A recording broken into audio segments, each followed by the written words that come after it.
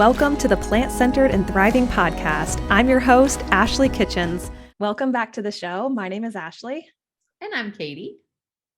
And today we're going to talk about why we have cravings and 7 common causes of cravings. So if you're human and you're listening to this, then you've likely experienced cravings. They are completely natural, completely normal. They are completely part of being human. And we're going to dive all into that today. But before we do that, Katie, we are less than 2 months away from the retreat. Man, time flies.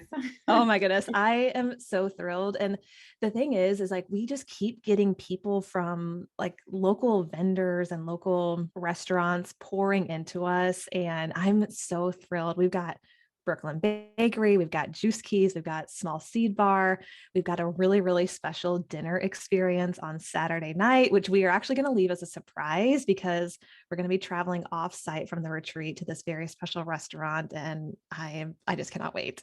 I am just so excited to not only showcase kind of the Raleigh-Durham area and what plant-based vendors that we have to offer, but I cannot wait to meet this group of women.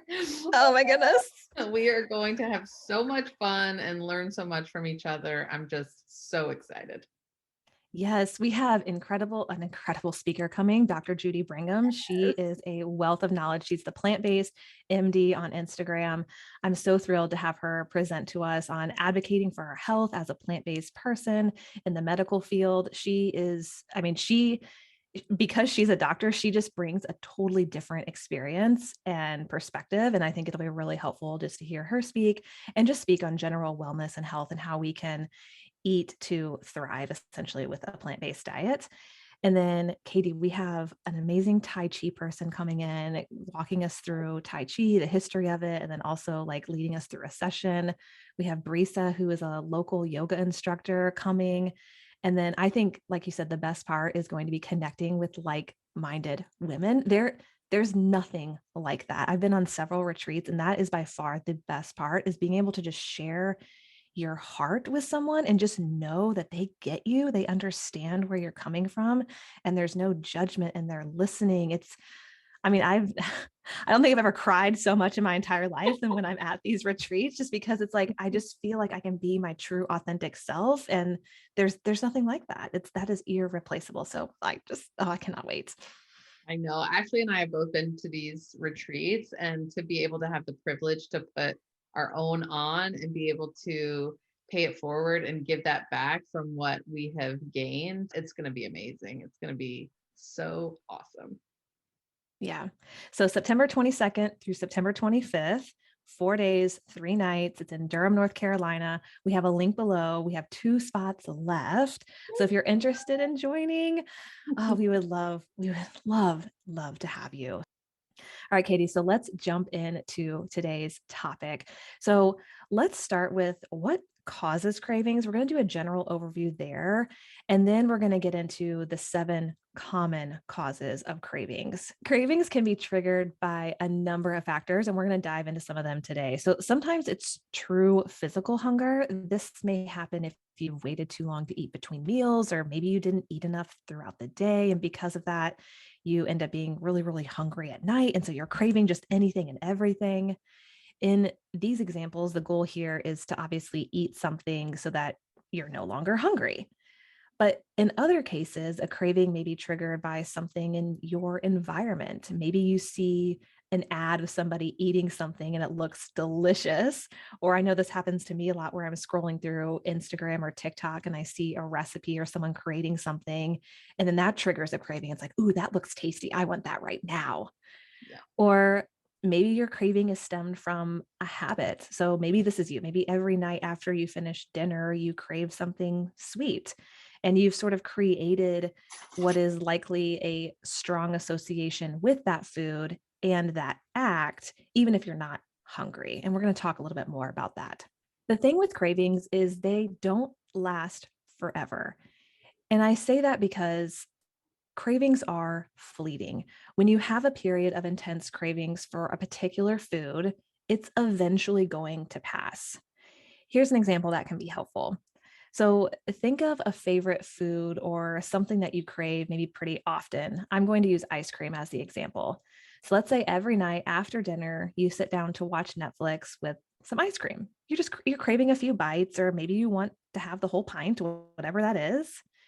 So you have this ice cream after dinner at night, and maybe you even feel a little bit guilty or like, "Ugh, I shouldn't have done that."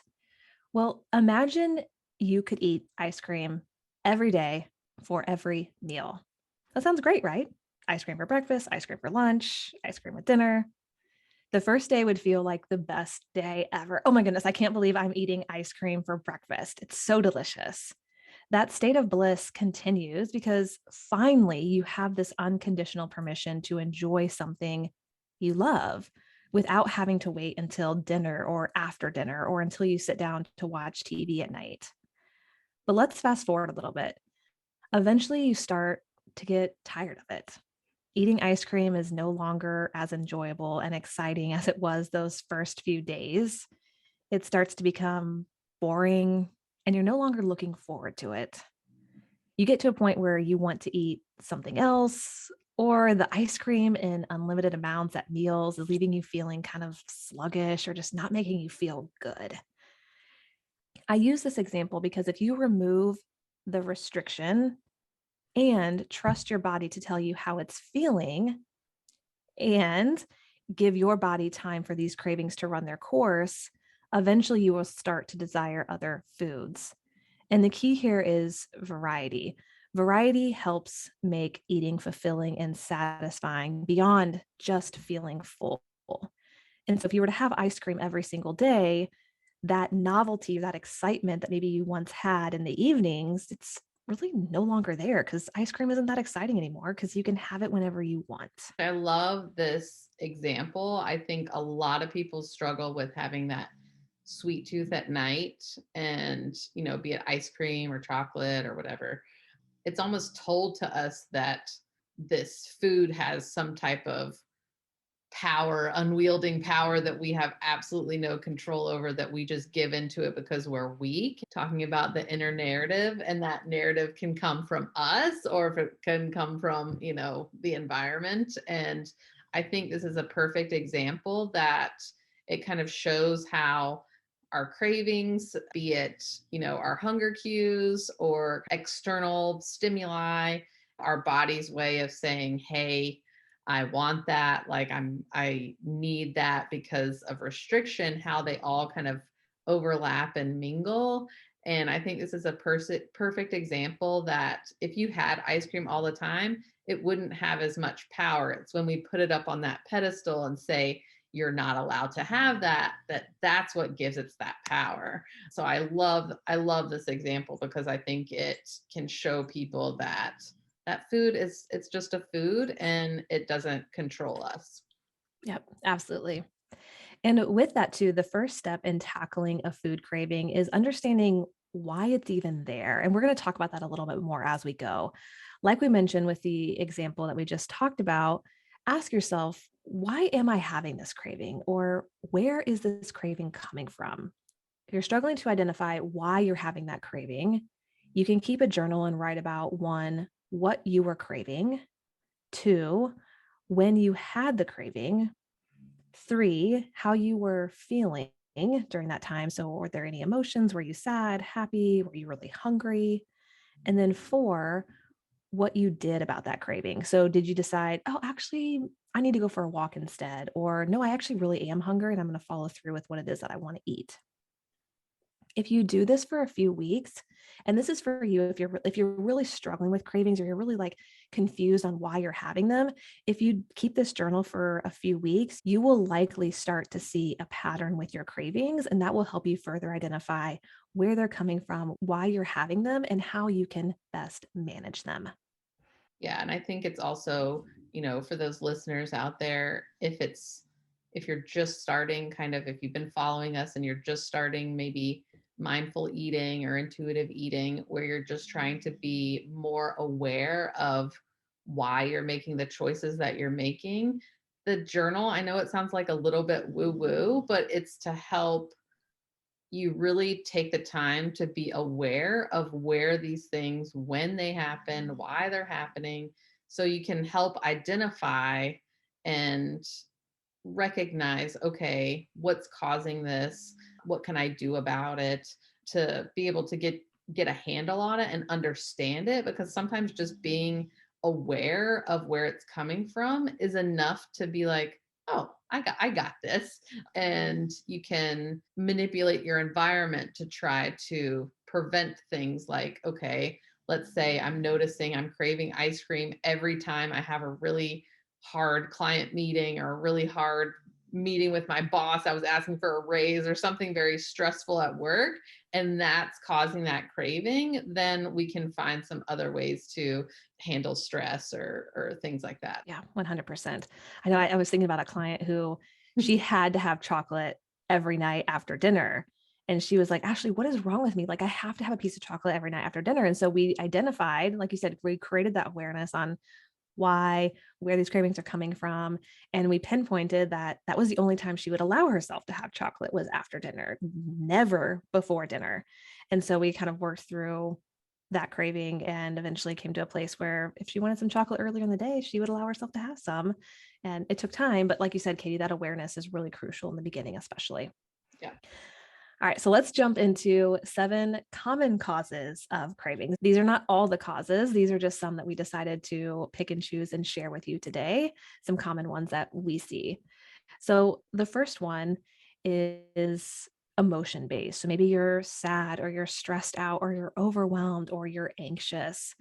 There's a biological connection between cravings and certain emotions. Your body starts producing a hormone called cortisol when you start feeling overwhelmed or upset.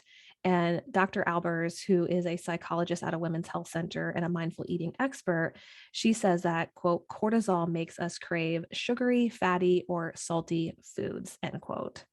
So, what cortisol does when you're stressed, sad, overwhelmed, anxious, it stimulates your appetite, especially for highly palatable foods like sweet carbs. If you're feeling sad or upset, then you may be eating because it's pleasurable and triggers the production of your body's quote feel good chemicals like serotonin and dopamine.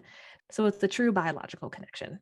This speaks to people that are in very stressful jobs. I can speak to that because I used to have a very stressful job, and it was nonstop stress, and my stress management was nothing.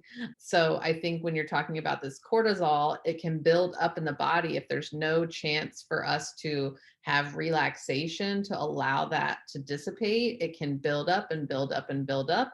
And, that creates a vicious cycle. So I think this one especially speaks to how important stress management is, and therapy, big fan of therapy, talking about those feelings, because when we're talking about nutrition, wellness, health, mental health and nutrition and movement, they're all interconnected. So especially this one, it's really important to have a handle on, some stress relief, stress management, dealing with feelings that are coming from, you know, traumas, all that stuff. It's all interconnected. So it's a really good point, Ashley. So number 2 is your blood sugar is getting low. And we just had Kim Rose on the podcast last week talking about blood sugar and diabetes. So I highly recommend giving that a listen if you haven't already. But very simply put, we need energy throughout the day. And energy comes from food. If you don't eat enough, then your blood sugar can start falling into a range that brings about cravings. It's like feeling the urge to go to the bathroom. You get that urge, your body's sending you this signal like, hey, it's time to go to the bathroom. And then more than likely, hopefully, you go to the bathroom. And it's the same with cravings, especially in this instance. Your body is sending you a signal and telling you, hey, I need energy. So this craving may be for sugar or carbohydrates because sugar and carbs raise your blood sugar and gives you energy the quickest. Yeah, I think this is important to remember, that eating is part of it. If we concentrate on so much restriction, then that's when those crashes can happen. So working with a coach like Ashley or myself, we can help you navigate what mealtime looks like, if we need snacks, and help you, be able to kind of plan your day where we can avoid those big sugar crashes, and helping you keep that energy high so we can try to avoid those cravings if that's where they're coming from. Number three is your hormones are out of balance. And we touched on cortisol earlier, but other hormones play a role in hunger too. This is especially true for people who are menstruating because cycling hormones throughout the month can drive cravings and hunger. So, when estrogen levels are low and progesterone levels are high, you may feel increased cravings and feel less satisfied after eating. We're actually going to have Corinne on to talk more about this in a later episode about your cycle and what happens to your hormones and why cravings may come up for you, which I'm excited about that one. Yes, I cannot wait. All right. Number four, the fourth reason that you may experience cravings, you're tired, exhausted, or not getting enough sleep. So we were just talking about how everything's all interwoven. Sleep is such a big one. So your body renews its energy during sleep. Similarly to what we talked about in number two, you obtain energy by eating foods that provide calories so your body can convert them to energy. If you're not getting enough sleep, or maybe you're having poor quality sleep or disrupted sleep, then your body can drive you to eat more to keep your energy levels up. So, poor sleep quality also changes those cortisol levels, which can make your appetite go up. The fifth common reason is you're not drinking enough water. So, hunger and thirst are closely related and sometimes hard to differentiate between. If you have a craving come on and you're working, so this is really important, you're working at trying to identify where your cravings are coming from. If you're having a hard time figuring that out and it's just a struggle, just a quick, easy solution is to drink a glass of water and wait 10 to 20 minutes to see if that craving goes away. Now, I want to say that I'm not saying drink a glass of water every time you have a craving or if you're hungry. That's definitely not the case. This is for you if you're really struggling. I'm like, okay, wait, am I hungry? Or wait, did I not drink enough water today? I can't tell, but I'm having this craving. Maybe just hydrate yourself a little bit and see what happens to that craving. This is only if you, again, can't figure out whether or not you're hungry, thirsty, tired, etc., and you're kind of experimenting. You're in that awareness phase of really trying to figure out what's going on here. I think journaling would be a great thing to use here as well, is when you are feeling a craving or hunger or thirst, like what your body actually feels like when you're getting those cues. So, is it when you're hungry, are you getting dry mouth and empty stomach feeling? Is it just dry mouth? Is it headaches? Is it fatigue? So, I think journaling can be another kind of advantageous tool to be able to identify, because sometimes we're just so busy we don't even notice. We're so disconnected. We're just doing what we think we should do, or just like we were talking about, maybe we see something on the we're scrolling through Instagram and we see someone making mac and cheese, and then now all of a sudden we need mac and cheese. So I think thirst is something. And I remember working with Ashley in the beginning, that was just not a habit of mine. I was so busy. It was such a hard habit to implement, but it actually fixed a big part of those cravings, because I didn't even realize I was so busy and stressed. I didn't even realize how thirsty and like deprived of hydration I was. Just like Ashley said, we're not saying, that old wives' tale, like whenever you're hungry, just drink a big old glass of water. We're saying, make sure that you've ticked that hydration box, because that could that could work wonders. Katie, I remember that about you. You'd go like hours without drinking anything, and I'd be like, what? and going to the bathroom. Like I was like, how? So we figured that out. So number six is you may have a nutrient imbalance.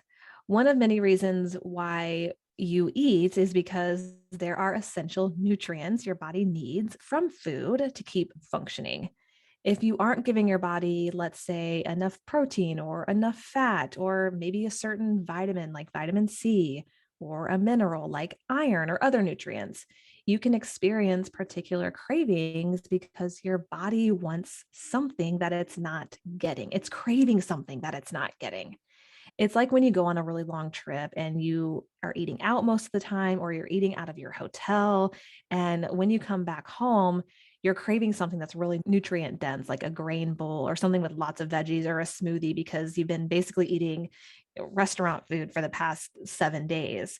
That's kind of what it's like. Your body's craving something that it's not quite getting. And I think this is just a example of how amazing the human body is. Like it is so smart. It will tell you, that it needs something, but we just have to slow down enough and be aware enough and kind of establish a practice where we can pay attention and notice when it's telling us something, because sometimes we just get used to ignoring it. And I think it's fascinating that it can tell you, that it is, there's something missing, there's something awry. And so I think, one of the things that Ashley and I stress is not only when you switch to plant-based to make sure you're getting enough calories, so that's a big thing, but also variety. So being able to get variety in your diet can kind of take the guesswork out of it and make sure you do have, your plate does include a lot of nutrient dense foods, and making sure that you're getting all the vitamins and minerals and protein, fat, and carbs that your body requires to kind of maintain itself. So the human body, so fascinating. It really is fascinating. All right, Katie, last but not least, number 7 is your dieting. So, one thing we know about restriction and diets and following food rules is this, and this comes from the intuitive eating workbook. When you tell yourself you can't have something or shouldn't have something, it can lead to intense feelings of deprivation that build into uncontrollable cravings. So, those forbidden foods, those foods that are off limits or restricted, or that food that you're telling yourself, I shouldn't eat this, or I can't eat this, those forbidden foods are heightened. An example, I love this example.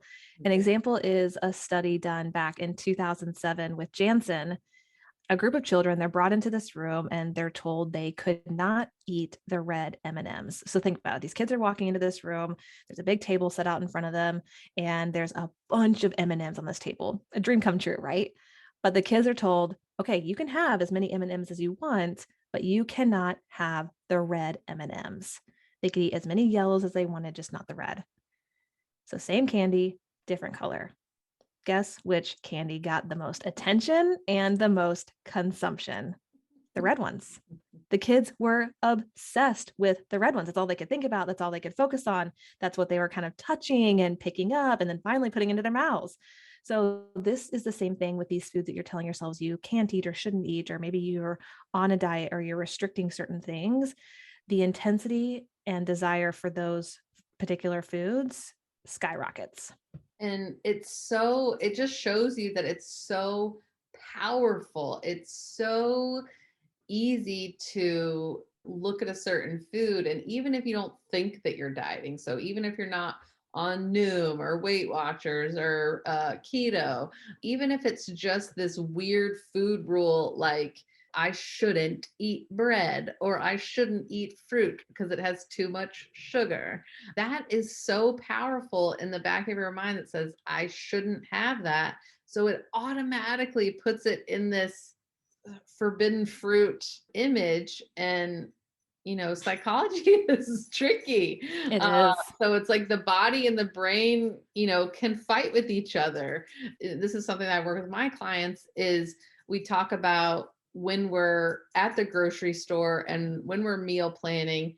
Is your narrative like, oh, I shouldn't eat that, or I'm not Mm. supposed to eat that, or that's a bad food? So we really talk about the power that those words have around food and how it's important to switch that up and put everything on that level playing field. And just like that ice cream example, which I love so much, It's, you want to give yourself permission to eat and choose to eat what you want.